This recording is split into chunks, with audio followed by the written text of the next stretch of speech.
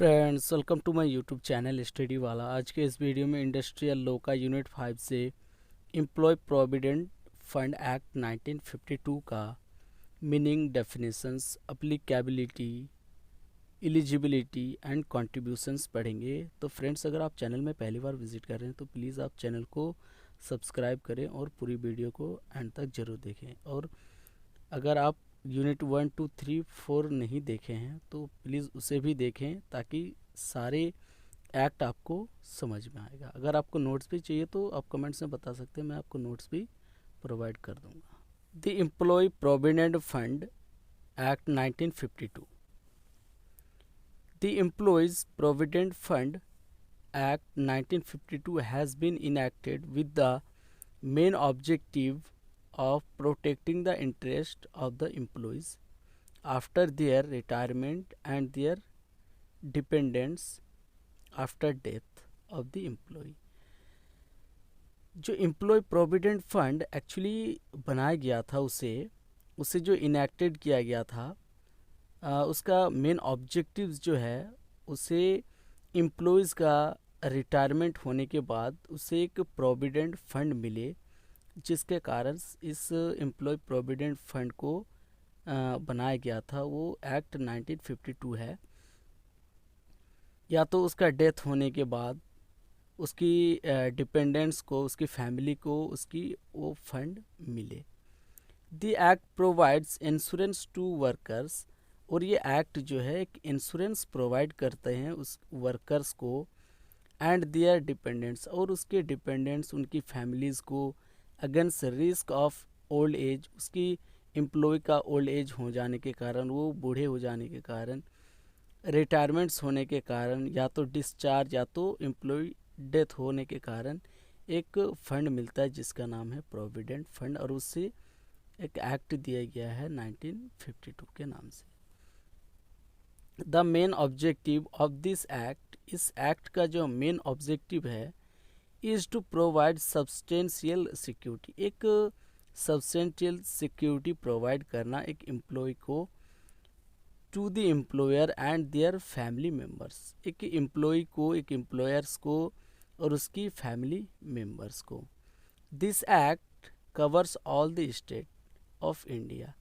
ये एक्ट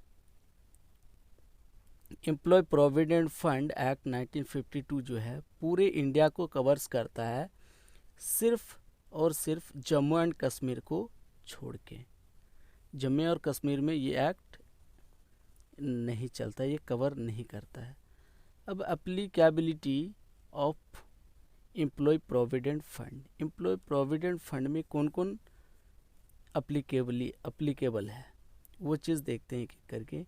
पहला है the employees provident funds act 1952 extend to whole of India. जो एम्प्लॉयज़ प्रोविडेंट फंड एक्ट 1952 है वो पूरी इंडिया में एक्सटेंड करता है, पूरी इंडिया में चलता है, लागू होता है, except the state of Jammu and Kashmir.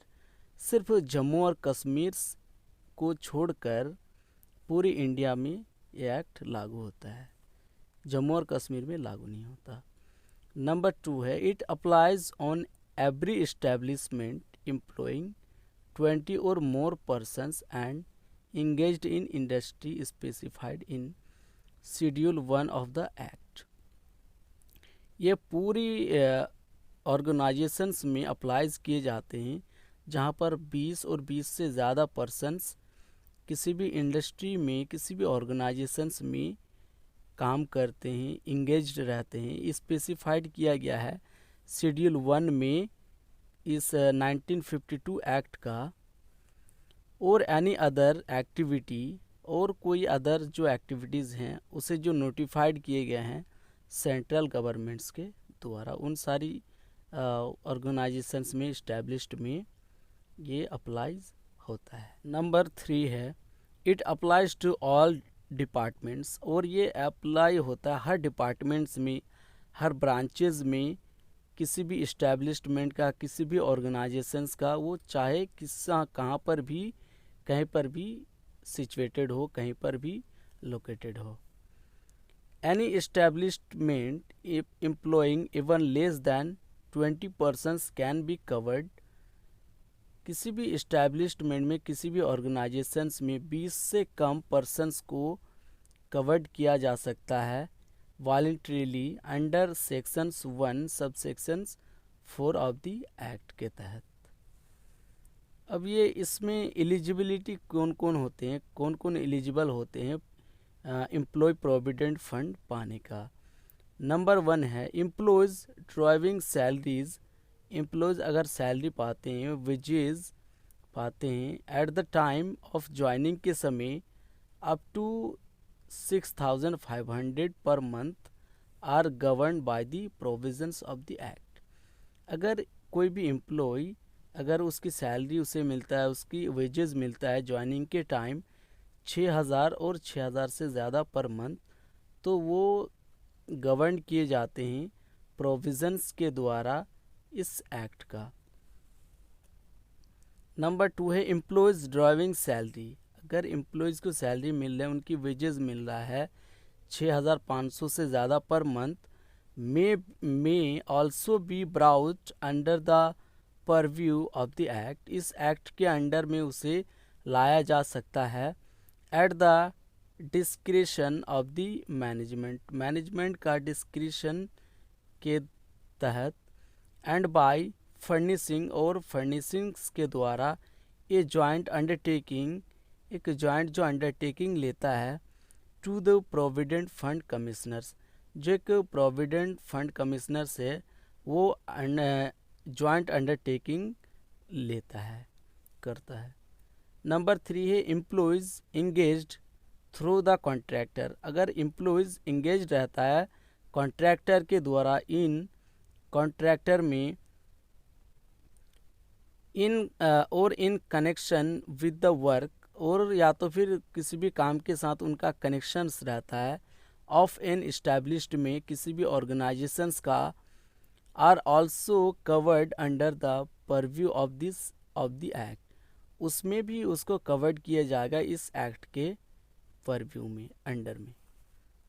This act covers 3 major schemes. ये एक्ट जो एम्प्लॉय प्रोविडेंट फंड एक्ट 1952 है, वो 3 मेजर स्कीम्स को भी कवर्स करते हैं। जो है पहला एम्प्लॉयज़ प्रोविडेंट फंड स्कीम्स, इसे भी कवर्स करता है।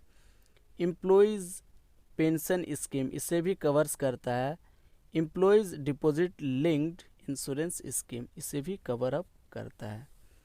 अब देखते हैं एम्प्लॉयज़ का कॉन्ट्रीब्यूशंस क्या रहता है एम्प्लॉय प्रोविडेंट फंड एक्ट 1952 में। एन एम्प्लॉय इज़ एलिजिबल, एक एम्प्लॉय एलिजिबल होते हैं फॉर मेंबरशिप के लिए ऑफ एम्प्लॉय प्रोविडेंट फंड में।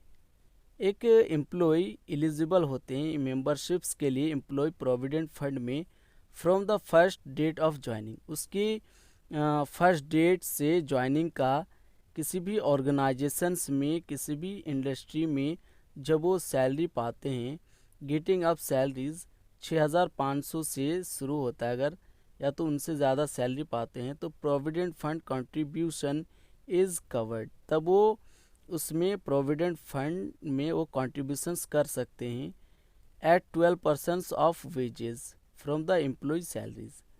उसकी सैलरी से वो 12% का जो वेजेस का जो 12% है, सैलरीज का 12% है, वो उसमें रिकवर्ड किए जाते हैं, कंट्रीब्यूट करते हैं। ये employee should have 10 years of continuous service. एक एम्प्लॉयज़ को 10 years कंटिन्यू सर्विस होना चाहिए and with age of 50 years। उसकी 50 साल के साथ उसकी जो सर्विस है वो कंटिन्यूस 10 साल्स होना चाहिए, 10 साल होना चाहिए। और मोर विल रिसीव पेंशंस, या तो तब जाके उसको एक पेंशंस रिसीव होता है अमाउंट ऑन मंथली बेसिस। उसकी मंथली बेसिस पे उसे एक अमाउंट पेंशंस के रूप में मिलना शुरू होता है आफ्टर द एज ऑफ 58। उसकी एज 58 years होने के बाद उसे मंथली बेसिस पे एक पेंशंस मिलता है। A member is eligible to apply for withdrawing. एक मेंबर्स जो है एलिजिबल होते हैं प्रोविडेंट फंड को विड्रॉ करने के लिए his provident and pensions fund only after 2 months. उसकी प्रोविडेंट एंड पेंशंस फंड को निकालने के लिए, विड्रॉ करने के लिए 2 महीने बाद वो एलिजिबल होते हैं। From the date of registration, उसकी रजिस्ट्रेशन के डेट से 2 महीने बाद। Employer is required to contribute towards provident fund, employers को रिक्वायर्ड होता है कंट्रीब्यूट करने के लिए करने का प्रोविडेंट फंड में। The deduction rate is same as employees, और जो उसका डिडक्शन रेट है वो हर एम्प्लॉयज़ के लिए सेम होता है। कंट्रीब्यूशन 12% ऑफ द वेजेस, उसको 12% अपनी वेजेस का, अपनी सैलरीज का कंट्रीब्यूशंस देना होता है, करना होता है। ऑफ दीज 12%, इस 12% का जो इस 12% कंट्रीब्यूशंस का 3.67% गोज टू प्रोविडेंट फंड, उस 12% में से 3.67% प्रोविडेंट फंड में जाता है। And the 8.33% goes to pension fund, और उसमें से 8.33% वो पेंशन फंड में जाता है। Employee provident fund grants the employee to have a regular income through a pensions, employee provident fund जो है ग्रांट्स देता है, एक वादा करता है अपने एम्प्लॉयज़ से एक रेगुलर इनकम्स के लिए थ्रू एक पेंशंस के द्वारा। These are the important facts, यही इसका इम्पोर्टेंट फैक्ट्स है of employ provident fund act 1952 का। तो आज के वीडियो इतना है तक। अगर वीडियो में कोई भी डाउट हो तो प्लीज़ आप कमेंट्स में बता सकते हैं, मैं उसे सॉल्व कर दूंगा। और वीडियो को ज़्यादा से ज़्यादा लाइक करें, शेयर करें और चैनल को सब्सक्राइब करें। और नोट्स भी चाहिए तो आप कमेंट्स में बता सकते हैं, मैं आपको नोट्स भी प्रोवाइड कर दूंगा। Thank you so much. और यूनिट 1, 2, 3 और 4 को ज़रूर देखें ताकि हर एक एक्ट आपको समझ में आए।